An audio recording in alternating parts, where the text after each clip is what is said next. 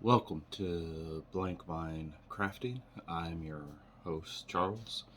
I am a storyteller, DM, GM, however you want to call it. I love storytelling, so I call myself a storyteller.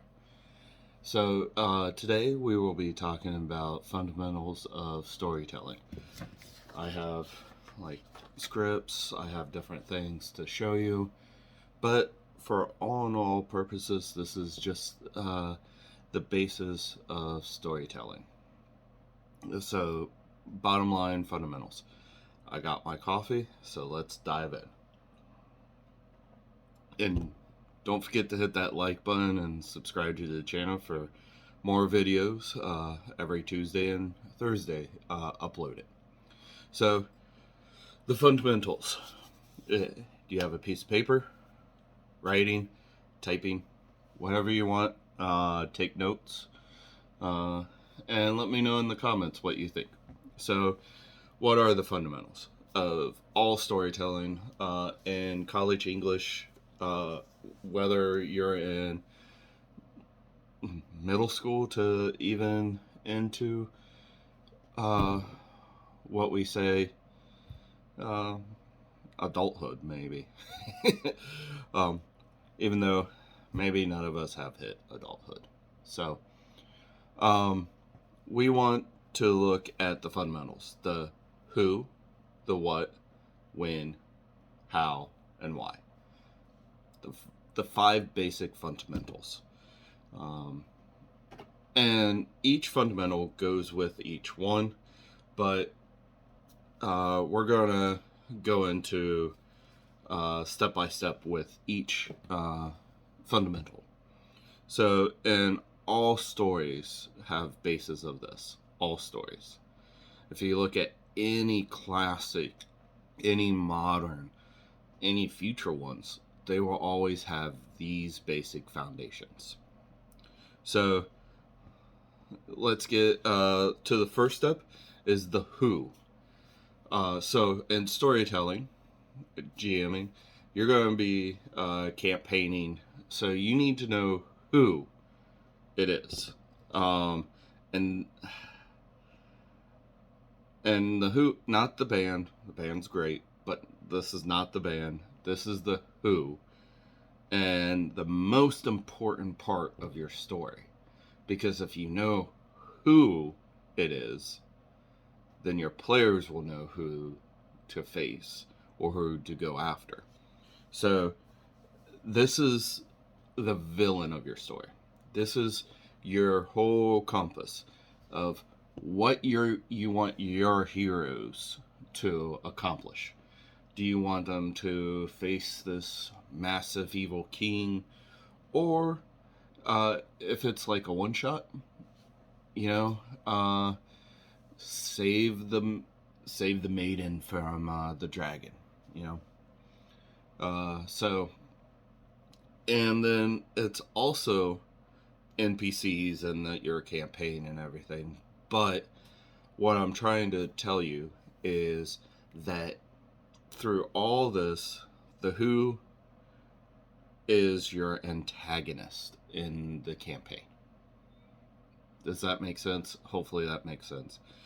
The other part of the who, and this is the most important part about the who, it's your players around the table, your heroes. Your heroes are the main focus of the story. If and let me come in close to you on this one. I don't know where to look, so I'm sorry, but I'm looking over there. So right there, you, DM, GM, storyteller. Your players are the who in your story. Figure that out. Okay? So, when we're looking at the who, the heroes are the players that are the heroes. You know, take a movie reference, and whoever is the hero of the story, even if they're idiot, or they're actually kind of bad. Take Punisher. Punisher takes his justice in his own hands, basically, and revenge is his one key. Revenge in a story is a very good key. And yes, it says Llama Love. See? Okay. Sorry about that. Okay. Again, don't forget to hit that subscribe to keep these videos rolling. The next one is what? This is the circumstance. Circumstances that lead your heroes on the quest to defeat that who? That villain. For example, the local farmer that your group made friends with. Probably about 2-3 sessions ago, his barn was set on fire. And he's asking for help. Or that barmaid that your group has always tipped very well, like 1 gold every time she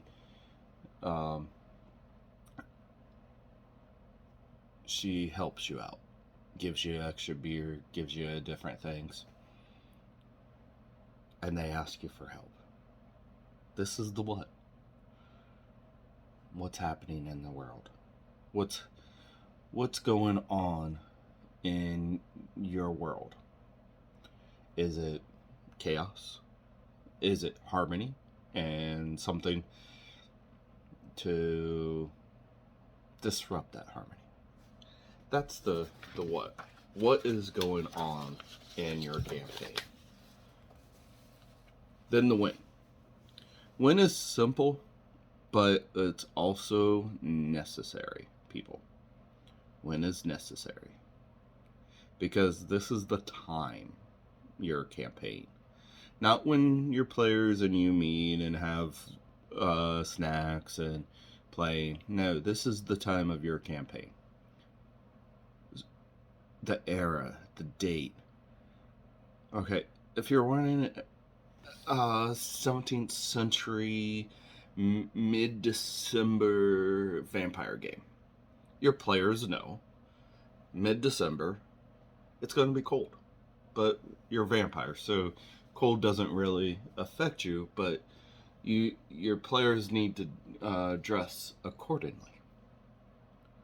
But it also gives your players mental knowledge of how you want them to actually figure out what to do. Sorry, I had to move the camera. Probably move it again. There we go. So, with that in mind, you also have to give your players a way to look up events during that time. So, if you're looking at 17th century, let's say Eastern Europe, in the countryside near Poland. Okay?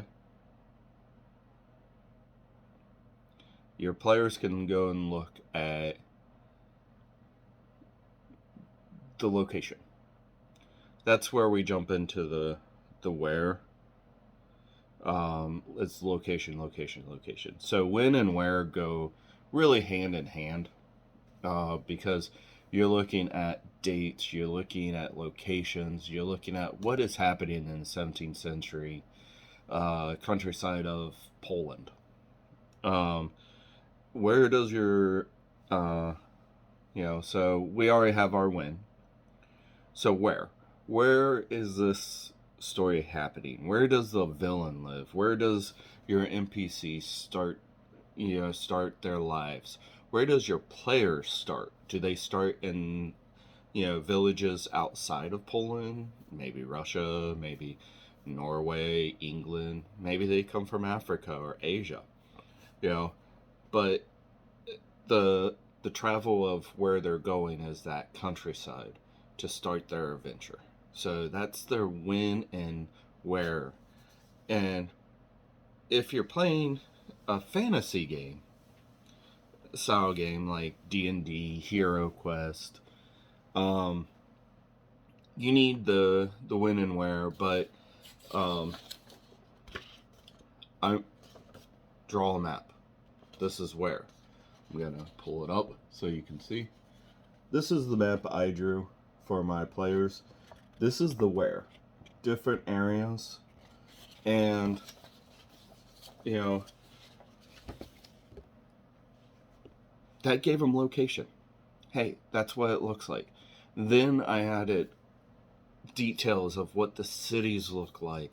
Like, we were playing a fantasy games, but it was slash cybernetic. I was using, as a reference, Fantasy Age. And they were fantasy and cybernetic.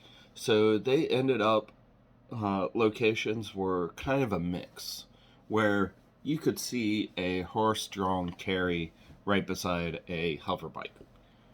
Pretty fun.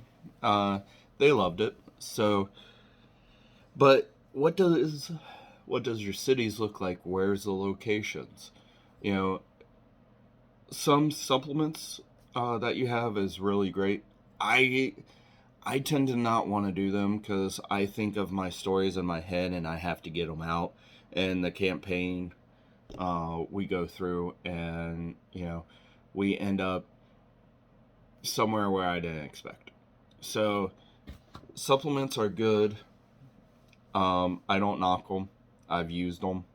So just be aware that it can combine you, but not limit you.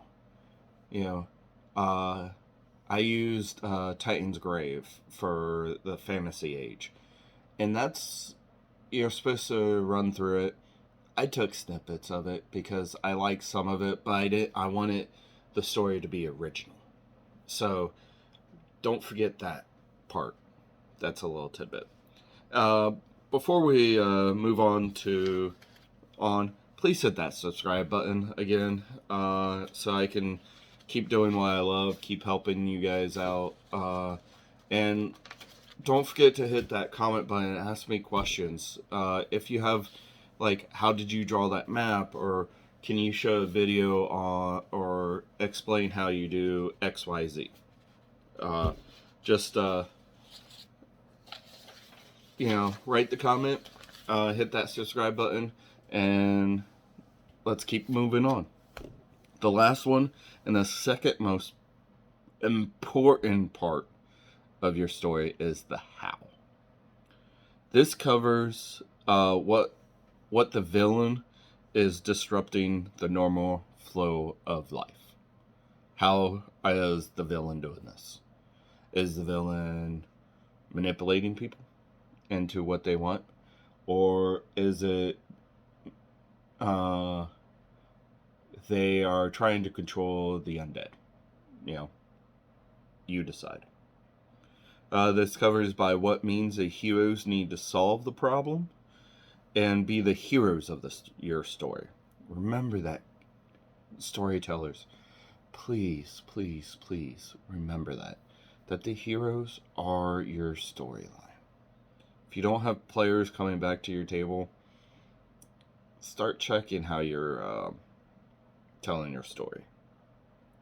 And this covers the direction of the story and the developing. The how is the one part that is a constant change. And who. The who and the how are always constantly changing, because the chaos of your players, you cannot control that. So just be aware of that and how the story develops. You can cover it by making your story directional different, okay? And then the last is the why. It's not the least of them, but it's the emotion of the NPC, the villain, the antagonist of your story. The heroes, any character of your story has a why. It's their backstory, people. It's their backstory. Your villains have a backstory. Why are they wanting to raise the undead to conquer the world? Why does they're manipulating people? Is it power? Is it fame? What is it? Just remember that. But behind every decision, there's a why. Why did you wake up this morning? Why did you grab a cup of coffee? I love coffee. That's why. That's my why. I love the taste of coffee. I love the smell. I just love it. But it's a decision. Why do I have so many dice in a treasure chest? See? Why? Oh, because I love dice. I love them. I love that sound too. And it's in a treasure chest. Come on. Everybody has to have a treasure chest full of dice, right? Right? Right? Maybe? No? Okay. Maybe it's just me. Comment below if you love dice. So this covers almost everything that you need to tell your story, but it gives you a start of how to start your campaign. Then breathe. Because even though this one last point in this list that I did not mention, or I did mention a couple of times, is your player's actions. It's the chaos factor in your story. What does your players do to cause a reaction in the world that you created?